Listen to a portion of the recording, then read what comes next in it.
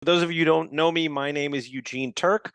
I'm the VP of Business Development at Align, and I want to welcome you to our monthly coach webinar for February 2023.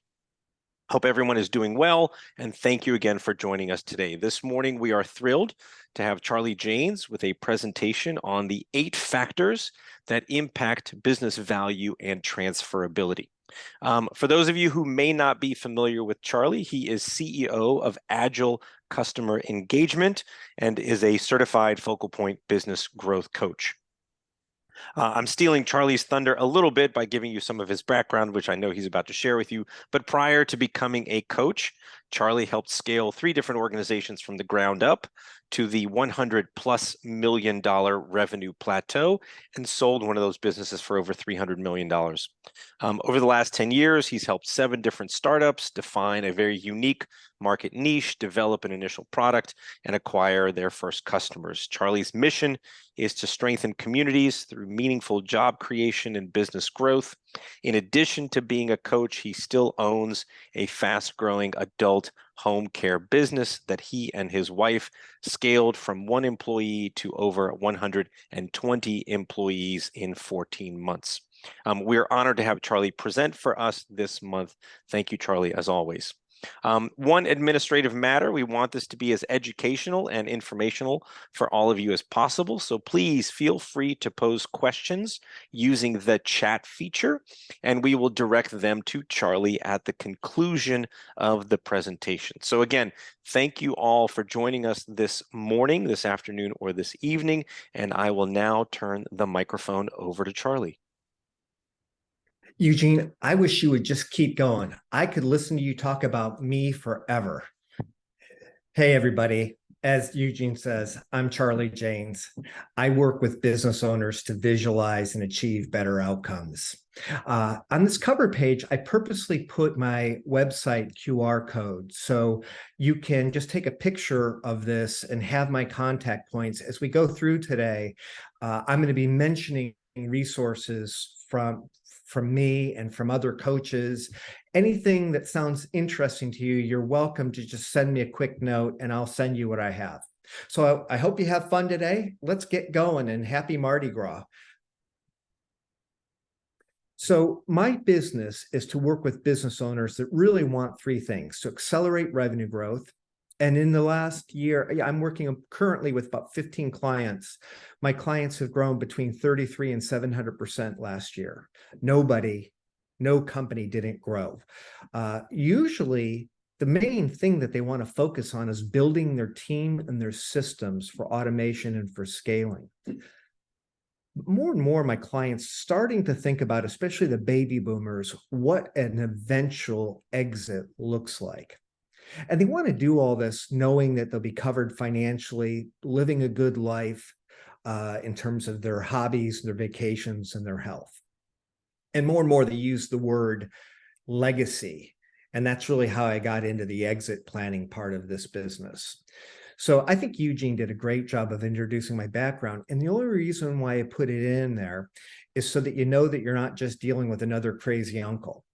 When I work with business owners, they like the fact that I've got this type of experience so that when they give me answers to questions, I know what the answers mean. That's really all this experience means. But I don't advise, and a good coach doesn't tell you what they did. We base our coaching on methods. So I heavily use foundational processes for scaling businesses, EOS and scaling up, which was the basis for Align today, are used by tens of thousands of highly scalable businesses. And they're based on the principles and the learnings of John Rockefeller and Carnegie and some of the greatest entrepreneurs this world has ever seen. And then I've also recently added in certifications from the Exit Planning Institute, as well as Value Builder. And a lot of the content today will come from a third-party company called Value Builder, where I am a coach. Again, I'm going to encourage you, if anybody has any questions, you're welcome to type them in. Eugene, if you see them, that would be great. I guess before I get any further, Eugene, I forgot to ask for the first survey. So would you mind just launching the first survey so that we know who's in the group and their area of interest? So if you guys would just you only have like 30 seconds for this. And then I'm going to ask one other question, and that'll help me zero in a little bit more.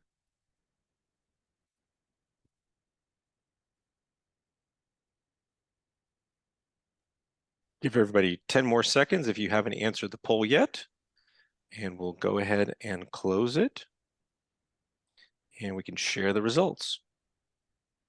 Wow. So 56% are thinking about selling in the next 5 years.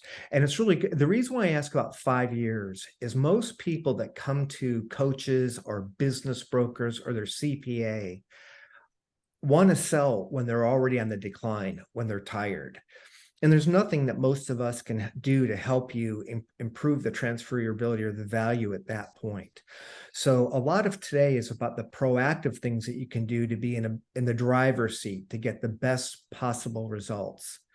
Eugene, I'm going to go ahead and ask the next question now, if you could put the poll up. But if you're thinking about selling your business, what are your top 3 concerns?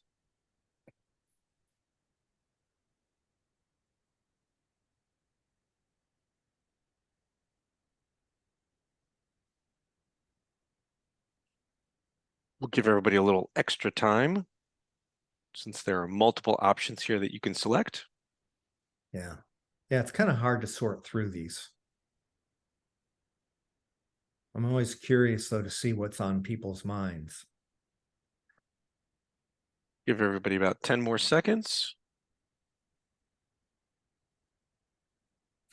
And we'll go ahead and end the poll and share the results. So let's see here. It looks like, as I'm reading through this, the number one thing tied for first place is what happens to your employees and then not surprisingly being paid what it's worth. And we're gonna touch on these a little bit. But then the next biggest one is, will you have enough money to maintain or improve your current lifestyle? So we'll focus on those specific concerns today. So let's define a little bit more. Today's subject matter is 8 key things that impact the value of your business, the sale value, let's say, as well as your transferability. So in terms of defining that, I want to clarify there's 2 different types of businesses. There's lifestyle businesses and there's legacy businesses. Most of what we're going to talk about for today is those of you that have been running a successful, happy lifestyle business. It's fine. There's a lot that's relevant for you today. But this is mostly about turning that corner to build on to a business that will exist in some way after you step out of day-to-day operation of the business. So the first thing is how you build a business that grows. And what I mean by grow is grow profit and grow the value of the business. The great thing about the methodologies we're going to talk about today is they're not about selling your business as a standalone thing. So all the time I hear, I don't want to talk about exit yet. And, I'll contact you 5 years from now. Well, the nice thing that we're going to talk about is these are the foundational building blocks that help your business generate more money and profit now. But when you do want to transition, I want to be clear about the types of transitions that matter to owners. And these themselves aren't mutually exclusive. Most people think about a third-party sale, selling outright. But others, as we indicated here, people care about transferring the business to their actual employees, or at least key employees. family transitions, management buyouts. There's an option for those of you that want to get out of your business, or at least spend less time, to get an investor to come in either with a minority or a majority stake, where you can continue to work and collect a salary is one of your options. And finally, an asset sales, when you're just out of gas, the business isn't worth anything as an ongoing entity, and you just sell things off. So according to the Exit Planning Institute out of Cleveland, these are some of the major issues people that go to sell their business face. First off, you may not know, but only 20% of businesses that are put up for sale actually sell. This is particularly true of lifestyle businesses, and today we'll talk about why that is. But 80% of most business owners' estimated net worth, what they're counting on for that lifestyle, is tied up in the business. So you can see a direct disconnect there. If you've spent your whole life building a business and you're counting on a sale value, that if you're in the 80%, then what will you do? You're likely to be living a much more modest lifestyle. We're in the home care business, and that's one of the things we see every day is that people don't have money to pay for the care that they need late in life. Only 30% of businesses that are intended for family members transfer to the second generation, and only 18% transfer to the third generation. 70% of business owners that sell their business regret it within 6 months because they haven't made a plan of what they'll do with their time. And they lose their sense of purpose. But also, only 5% of people that sell businesses are happy with the price that they get. And price isn't even the main issue. It's really the exit terms. A lot of times when you go to sell a business, the new buyer will require you to stay on with them for a period of time. And if you're out of gas, that just doesn't work. So a lot to consider. All of these things impact the legacy, the money, the intergenerational wealth that spills down for your retirement, for your spouse if something should happen to you, or vice versa, to your children, your grandchildren, and certainly your employees and your community. So when you think about getting out of your business and getting as much money as you can, into your own pockets, it's a fairly simple plan. Generally, valuation is calculated on the type of revenue that you have and the perception of risk. And almost all the valuation methods out there factor in this into some formula. So in this case, in the blue box, I say grow the right kind of revenue, the right mix of clients, the right type of clients, the right mix of upfront revenue versus recurring revenue, and systematically address the things that are perceived as risk items for a potential buyer. Now, when we talk about a potential buyer, keep in mind that there are lifestyle buyers, people that just want a job. They don't pay big multiples. There are financial buyers who look at your business and say, hey, if I could add my resources, capital and otherwise, I could get a great return on investment and flip the business like people flip houses. And then there's strategic buyers. Strategic buyers see 1 + 1 = 5. And those are where great wealth comes from. So this is the big reveal. The 8 key drivers of value are financial performance, future growth potential, something I call the Switzerland structure, which means not having too much dependence on any one employee, any one customer, any one supplier. Your valuation teeter-totter, whether you're a cash suck or cash generator, recurring revenue, monopoly control, your reputation, and hub and spoke management. And we'll cover this in the rest of the session. But first, a little bit on the methodology that I use. So I use something called Value Builder. I'm a certified Value Builder coach, as well as a focal point coach. In a survey of 55,000 businesses that have sold, the Value Builder has figured out that an average Value Builder score, when you take a survey with us, an average multiple that gets generated is 3.5. That's generally across all industries. So your industry will be normalized for that. But if you can move your performance to the 90th percentile, you will get a 7.1 or more than double of the multiple value. But it's even better because you will get 3 times as many written offers. And a lot of times those are unsolicited written offers. So even when those people say, hey, I'm not planning on selling my business in 5 years, one, you're generating more money anyhow. And two, there's these 5 Ds that come up: death, disability, divorce, disagreement with a partner, and disaster. So the idea with this methodology is that you're always ready on a 90-day notice to gather your team of professionals, your financial consultant, your CPA. You have your books ready to go. Especially if you get one offer from somebody, you want to shop it to another list of potential buyers so that they're bidding rather than, you're trying to convince them to buy your business. So a lot to consider here with the methodology. Now let's talk a little bit about mindset, and then we'll get back to the 8 major drivers. There's a manager's mindset versus an owner's mindset. The manager mindset is how we all came up as managers when we worked in businesses.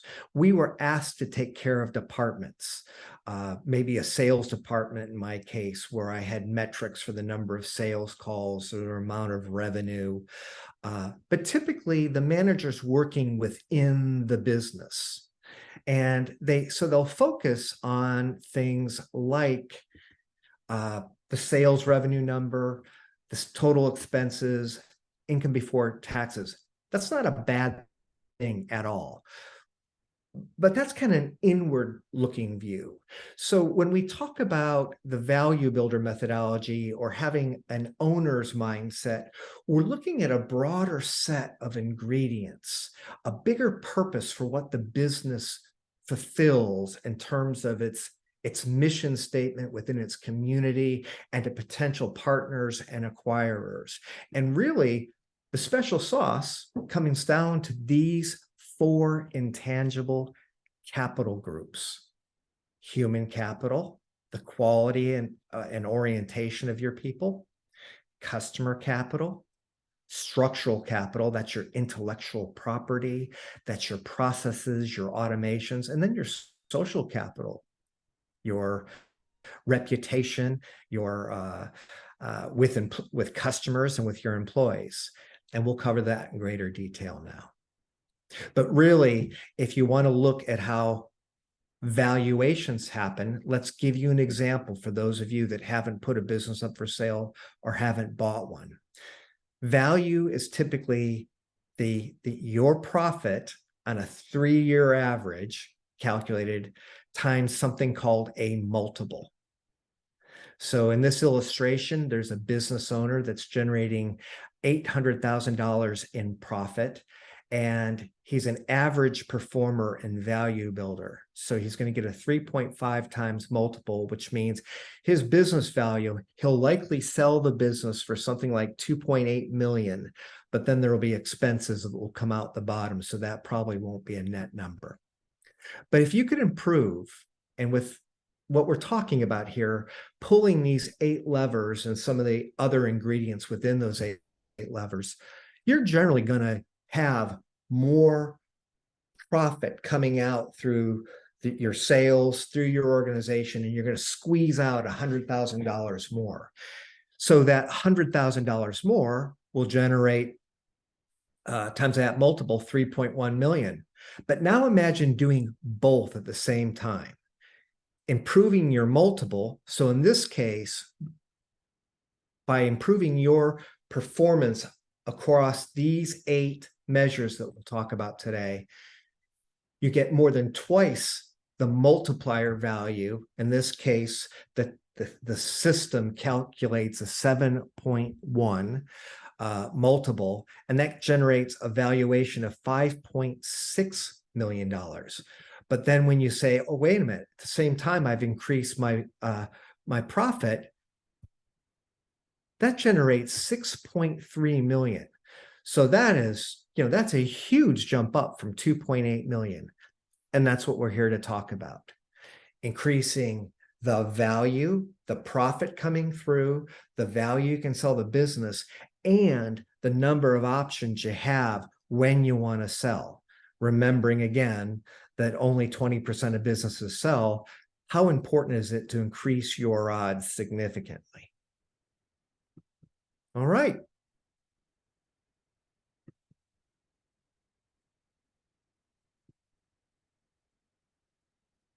So these are the drivers of company value. And we've already talked about financial performance. The only other thing I want to add to financial performance is the quality of your accounting and the sophistication of your accounting is super important. And you really want to have those nailed down 3 years ahead of time.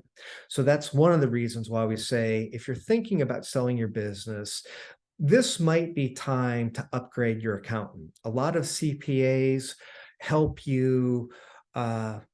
Most accounting is oriented towards mitigating taxes, which is completely fine. But when we sell your business, we recast those earnings. So they're going to be normalized. So if you underpay yourself so that you're keeping more money in the business, so you're not paying tax on it, that's fine. But if a new owner is going to have to bring in a manager to run the business, and they're going to pay that person more than you, then they're going to adjust your net profit downward to reflect, during this recasting idea, that the business without you will actually generate a lower profit in that scenario. But usually it's the other way around. The business will generate without the owner quite a bit more profit, so the profitability goes up. So that's just a word on financial planning and the need to have the right accountant who can justify the quality of your earnings. And I'll explain that as we go along a little bit more. Monopoly control. Investors from Warren Buffett on down look for companies with deep differentiation. That's really what Berkshire Hathaway buys. Moats that keep competitors from just copying what they do, which would cause downward pricing on the company's product and therefore downward pricing on profits. So when young companies first attempt to scale, especially owners and lifestyle businesses, sometimes they do what seems natural, is they add new products or services so that they can sell more things to their existing clients. Doesn't sound like a bad strategy, but if you're not specializing in anything, the thing you have to remember is there's always competitors that come after you, especially as you start accumulating size as a business. So if you're not better at what you do than they are, then you may find yourself losing business or having downward price pressure. So that's why with monopoly control, we sometimes say focus on doing fewer things for more customers, and you'll therefore be more valuable to a buyer.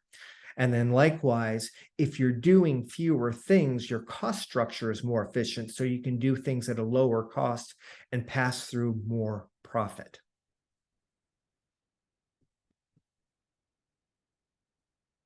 The second area is the Switzerland structure. So basically what we like to do with this methodology is we like to just take a quick look at how dependent you are on any one employee and whether you have employment contracts set up with them, whether you maybe even have some employee stock ownership plans that tie key employees to the company after you've gone. Same with suppliers. If you can easily substitute new suppliers for your existing suppliers, that a new buyer of your company isn't at risk if there's a supply chain disruption, which is what COVID was all about in our business world. It has a huge impact on the valuation of your business. And the same with customers, is you don't want to be overly dependent in a customer concentration. The rule of thumb typically is you were looking for, you don't want your biggest client to be bigger than 15% of your business. And even if that number is even smaller, that's better. So I don't advise my clients to cut down their biggest client. I advise them to try to build a couple of their next biggest clients up to that level and just keep growing that way while sucking in a bunch of newer customers and becoming a volume business. I'm skipping the valuation teeter-totter, but it's somewhat self-obvious. The best businesses figure out ways of delaying their payments or their cash going out, maybe consolidating everything to one credit card, one payment date, end of the month with favorable terms, maybe 45 days out. But I always have my clients set up their payments so that they're getting paid for their product or services right up front. Usually with automatic cash transfers, so that you've actually got that cash in your bank account. And more sophisticated businesses actually invest that money and make money off of that float during that time frame.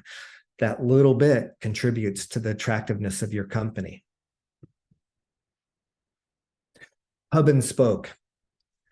I can't tell you how many times I've met a proud business owner.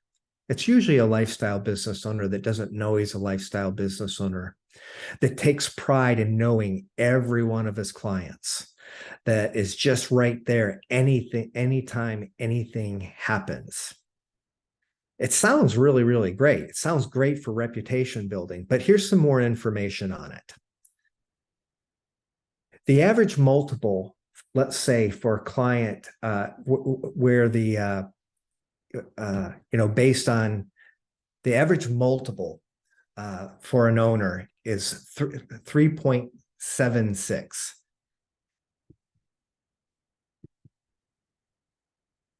If I know each of my customers by first name, that scenario where I'm in the business and I know all my clients, your multiple actually decreases to 2.92.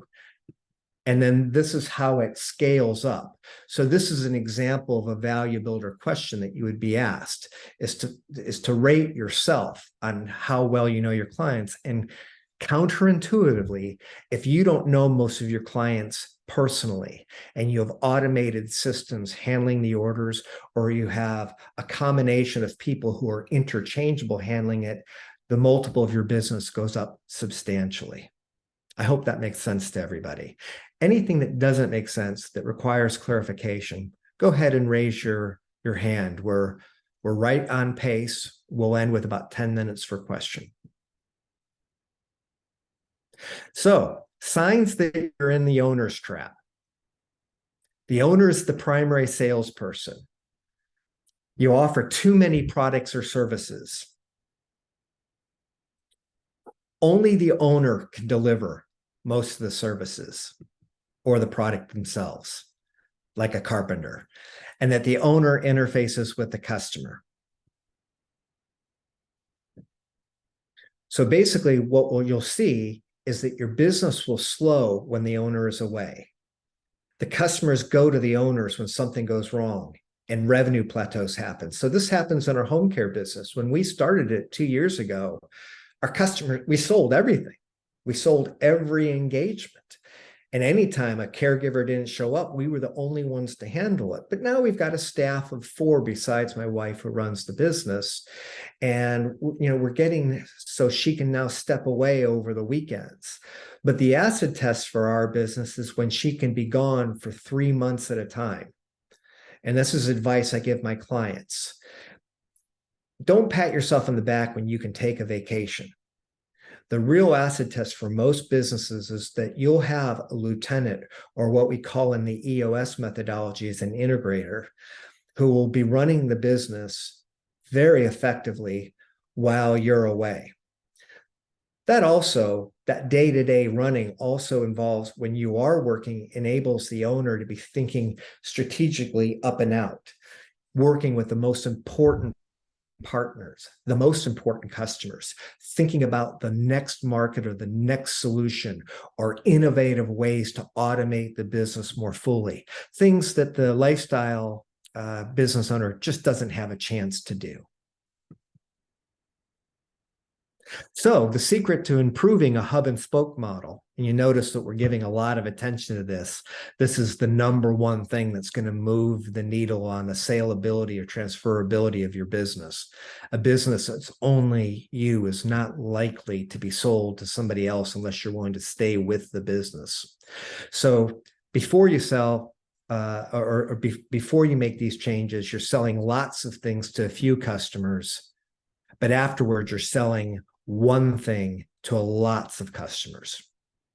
Now, in reality, I'm not saying you really can't expand and sell multiple things, but you want to, as you're scaling, you want to get that one thing really well. And you want to make sure that your quality or your competitive advantage doesn't diminish as you add on complementary things.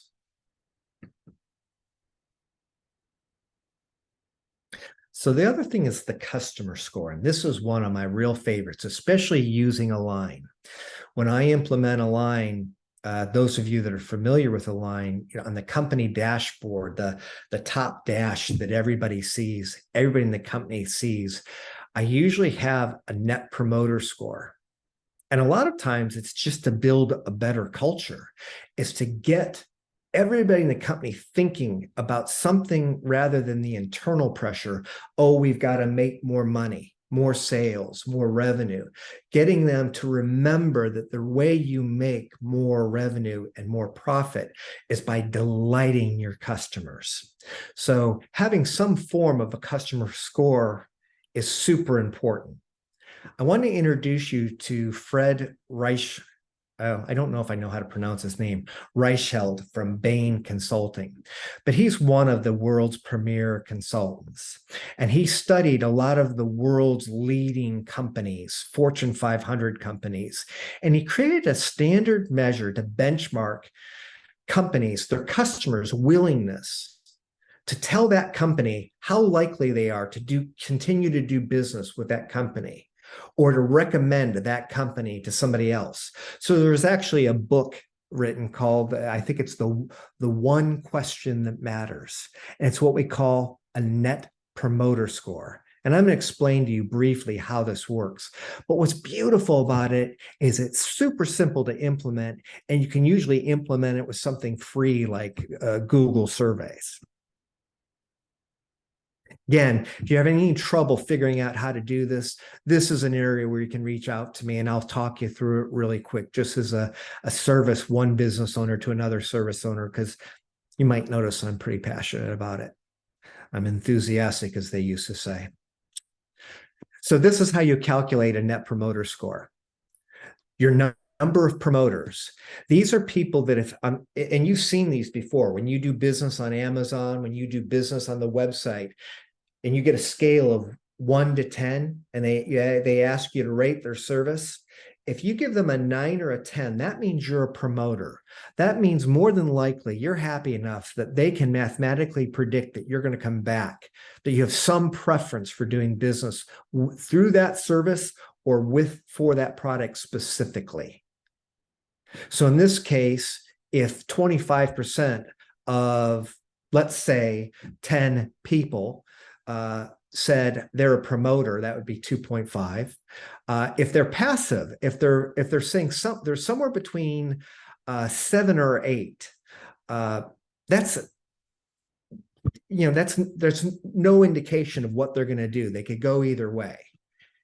But if they're detractors, anywhere between a score of 0 and 6, these are people who will recommend to others not to buy your product. They're actually negative. So the way you having trouble speaking today, as you can tell, the way you calculate the net promoter score is you don't worry about the 70%. You cross that out, and then you subtract the 5% from the 20%, and your net promoter score will be 20%. Now, a lot of the industry leading companies aim for 50%, but in reality, industry averages really vary all over the map about what a good net promoter score is. So a lot of times I just Google online, and some of the net promoter score software companies have guides that will give you an idea by industry type of retail, transportation, manufacturing, and so forth. And you can get a better sense of what a good benchmark is. But typically, the default within Value Builder is a 50%. Nice part about Value Builder, though, is that as a coach or as a customer, Value Builder is actually a user. It's a SaaS platform that's accessible by my clients. We can adjust and fine tune these models to be relevant specifically for your business. So again, we get a really high degree of accuracy. So that's a little bit on the idea of the net promoter score. But getting back, remember we talked about the 4 capitals. So this is social capital. Your reputation with your customers, your reputation with your employees, your reputation, your brand quality has a huge impact on whether a buyer will pay a premium for your business. The next thing is your growth potential. Make sure that you have gas left in the tank. A lot of times owners have gotten a very heavy penetration into their local market, especially if it's a lifestyle business. You have to think from the potential of a buyer, why they would want to buy that business. Now, if there's repeat business and there's something unique that you could sell your business to a new owner and they would continue to buy, maybe someone will buy your business, but generally that's not particularly inviting, and it's certainly not going to attract a financial buyer or a strategic buyer. So generally what we want to look for are ways to demonstrate that you have lots and lots of other growth potential. Untapped market in terms of number of businesses or clients. It could be add-on potential of complementary products and services. And certainly the big one is the rocket fuel, is when your product or service or your geographic coverage, or even sometimes if you're a services company, say you have a bunch of accountants or a bunch of software developers, a much bigger company will acquire your company at a higher multiple because they need really quickly to add in your expertise for that organization. And as we said before, 1 + 1 maybe equals 7, and therefore you get a great multiple.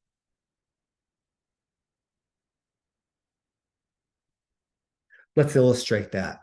So one of the questions that I ask is, how easy would it be to accommodate 5 times demand? Magically, a new head of sales comes in, or gosh, in the case of COVID, people were, at home, and there were some markets dried up and some just exploded. But the nature of some businesses that were real brick and mortar, they weren't immediately able to adapt their delivery style or accommodate the customers. So if an average multiple is 3.76, and you answered it would be impossible to accommodate a 5 times increase in demand, your multiple would actually go down to 2.97.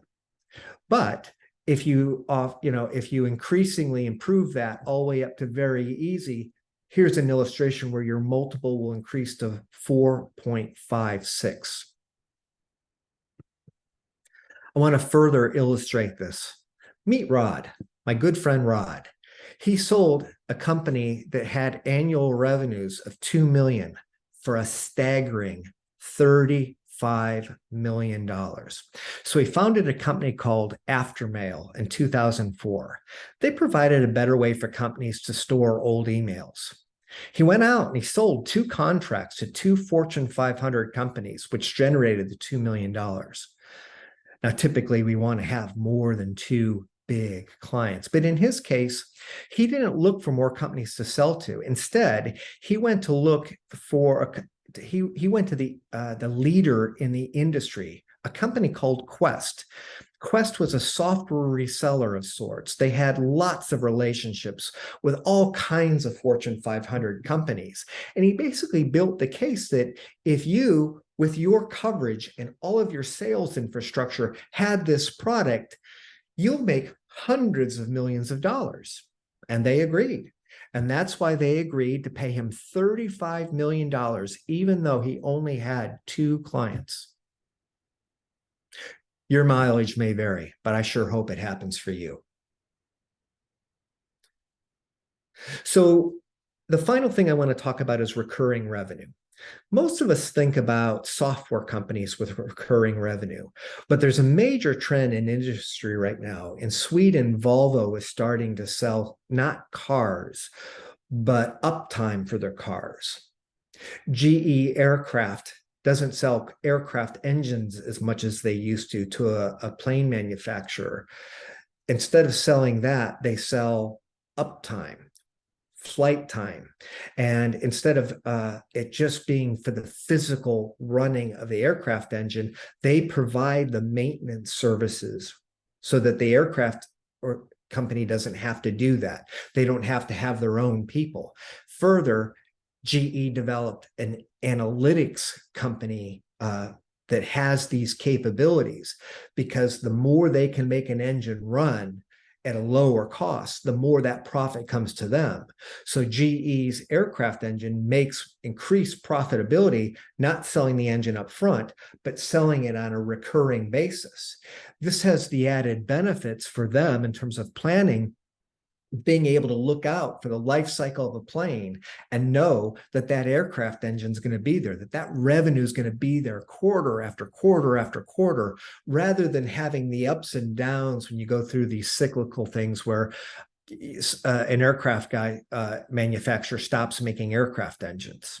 Now, there's some trade-offs with going from the big upfront adrenaline jolt of selling something that cost, let's say, $100, to selling a subscription to that might be something like 3 to 4, 1/3 or 1/4 of that amount, where your break-even point is maybe 2, 3, or 4 years out. Still, you get the recurring revenue, and that's highly attractive to acquiring companies. So even with construction companies, with an electrician company I'm working with now, with a design services company, certainly with the software companies I work with, we spend a lot of time figuring out what percentage of revenue we can get to recurring, and therefore we get a much higher multiple. So meet Mr. Panda and Mr. Burkhart,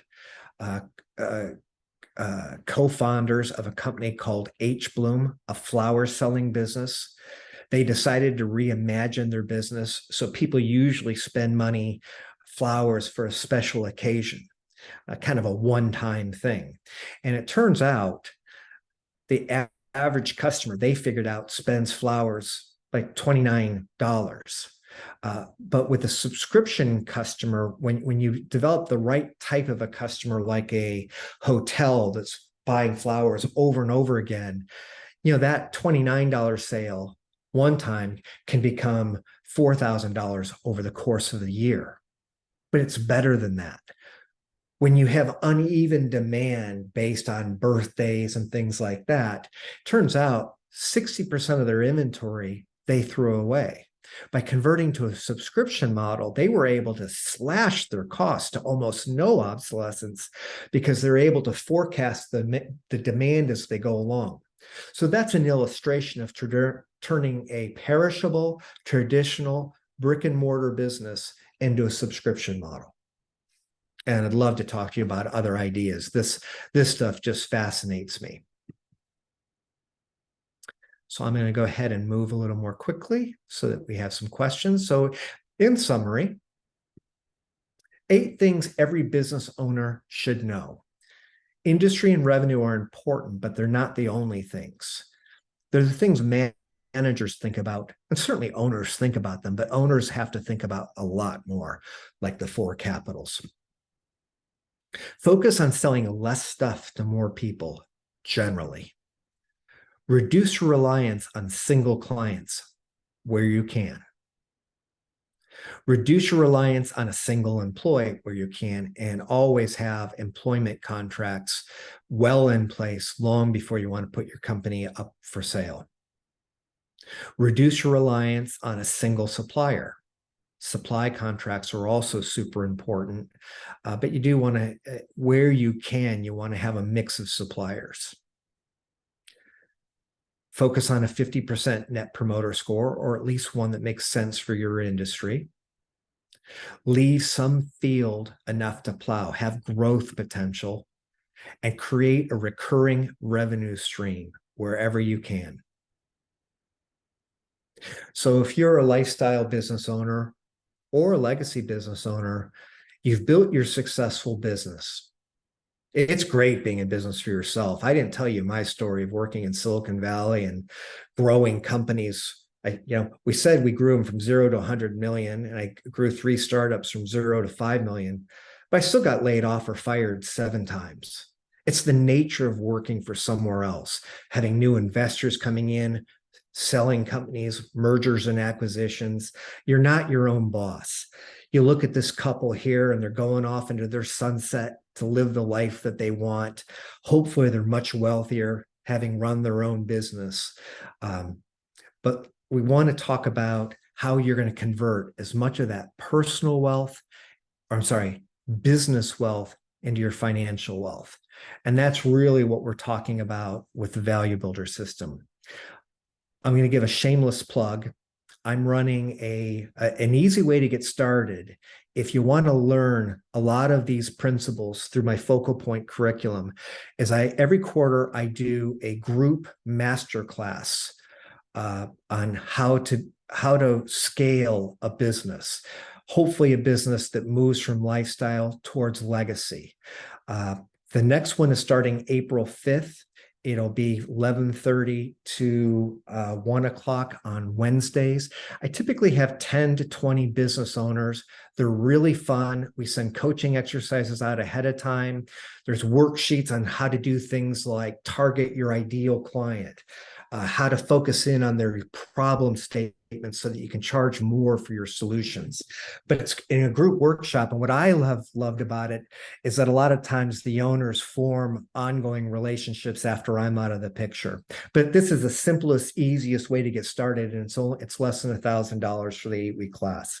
So if you want to sign up, you can just take that QR code. But the other offer, absolutely free, which is a great price, for any Align Today client that attends us today, I'm making an offer to actually give you a sample of a business valuation. You'll fill out using the QR code here. A questionnaire will take you about 13 minutes, but it's the kind of questions you saw today. But you'd also fill in your EBITDA, or your profits for 3 years, and that'll generate an estimated value in a bell curve. And that bell curve would be what we think you could sell your business for now, and it'll probably be somewhere around a 2 to 4 multiple. And then it will show you of if you make some changes, and the slider bars here are actually the area of the business where you're vulnerable based on your answers. So you'll actually have an idea of things that you can focus in on your business. And I'd love just to talk to you about it and give you a couple ideas. That way we start building relationships and I'm helpful, make new friends, and you get some ideas and maybe introductions to other professionals that can help you. So please take me up on that offer. You can reach me at these contact points as well. So Eugene, I'm going to turn it back open to you now for questions. Thank you so very much, Charlie. Thanks for a great presentation. I do have a question, and for those of you who are with us, please, if you do have questions, just pop them into the chat. Obviously, one of the biggest questions is, when is the best time to sell? There's a lot of articles right now about the recession that's coming up. We've seen certainly headlines and articles about how there is a tightening of the capital markets, sort of the multiples that particularly SaaS businesses and other technology companies, the multiples that they were receiving, say in the year 2020, 2021, are no longer there. So, how does a business owner try to sort of identify the best time to sell their business, not only by increasing these drivers to increase that multiple, but just because the market is the right time and welcoming opportunities for business owners to exit and move on to their next adventure? Thank you, Eugene. Awesome question. There is no great answer. Nobody knows the future. So let me talk about a framework. There's three things to consider. There's the owner's readiness, where you're at with your business and your energy level. You don't want to wait until you're plateauing or declining. So you want to be looking out 2 or 3 years with energy. And remember, we said with growth potential in your business. So that's number one. Number two is paying attention to your potential buyer base. And there's roughly a 5 to 7 year cycle that's driven actually by capital gains legislation and by interest rates that kind of drives when people flock to markets to buy.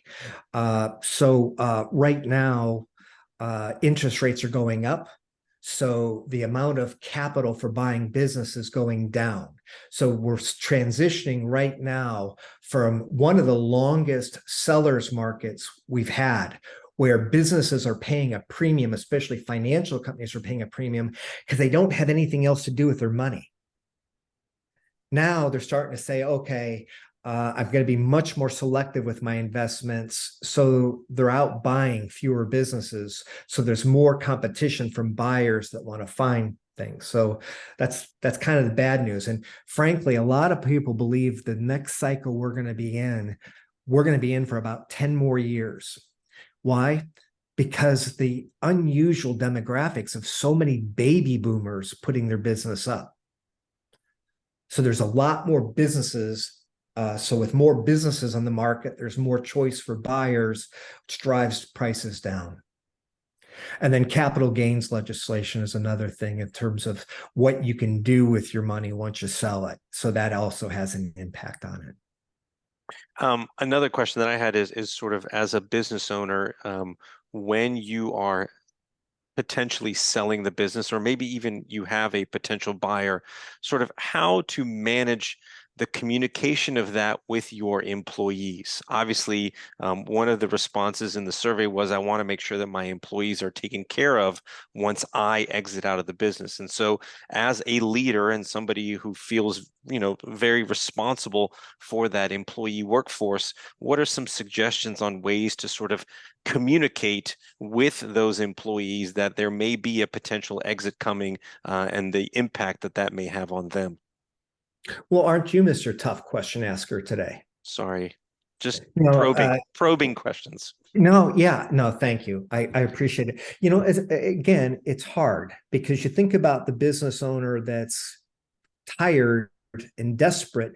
The last thing she wants is her employees to start panicking when all of a sudden the business goes on the market. So the best scenario is to build a culture where you're developing your employees and you're building a legacy company that you telegraph is going to live on after you're gone. Because without, all of us are going to move on at some point in our lives.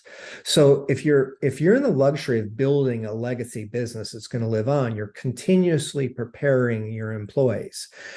One path that some of my clients, prepare for are management buyouts, where some of the managers will buy and there will be continuity, or where there will be an employee stock ownership plans, or a lot of the times there's an agreement where we're actively looking to attract the right type of companies and we're looking for that timing. And right now I've got 5 owners that have turned down offers from companies that would just decimate the company. They're looking for an owner that isn't financially driven of driving down costs as much as that wants to just grow sales and continue to be an employer in a community. So you can orchestrate or telegraph your intention through your culture, but you can't just do that right when you wake up one morning and say you want to sell it. It needs to be a cultural touch point. Sounds great. All right, we are reaching the end of the hour. If anybody has any last questions that they'd like to pose to Charlie, please do so now. Otherwise, we'll give you a few minutes back. I do want to thank everybody for attending this morning's coach webinar. A huge thank you to Charlie for a great presentation. You saw his contact information should you wish to learn more. As a matter of fact, when you leave this webinar, there'll be a short questionnaire where you can indicate how effective and how beneficial and informative this webinar was, and you can provide information should you wish Charlie to get in touch with Charlie as well. As always, we encourage you to use the Align software to implement some of this stuff. Obviously, we do an eNPS within the software, just as important as it is to understand your customer engagement and customer satisfaction score. When you're building your internal culture within the organization, it is equally important to know your employee net promoter score. So essentially, that is applying that same methodology that Charlie went over to your customers, applying that also to your employees and getting them to tell you, are they promoters of your business in your culture, or are they detractors, and do you have perhaps some culture issues within the organization? Anyway, if you ever need assistance or more information, please be sure to reach out to us. You can email us at support@aligntoday.com. Thanks again to everybody. Yes, the video will be shared. Rory, do not worry about that. It has been recorded and will be distributed to everybody who signed up for it. Otherwise, we hope that you will join us for our next coach webinar. And until then, have a great day, everybody. Thanks so much, Charlie. Thank Bye-bye. you.